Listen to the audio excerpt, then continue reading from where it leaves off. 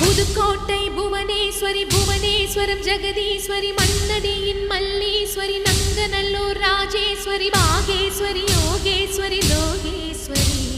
Melmalayanur Angala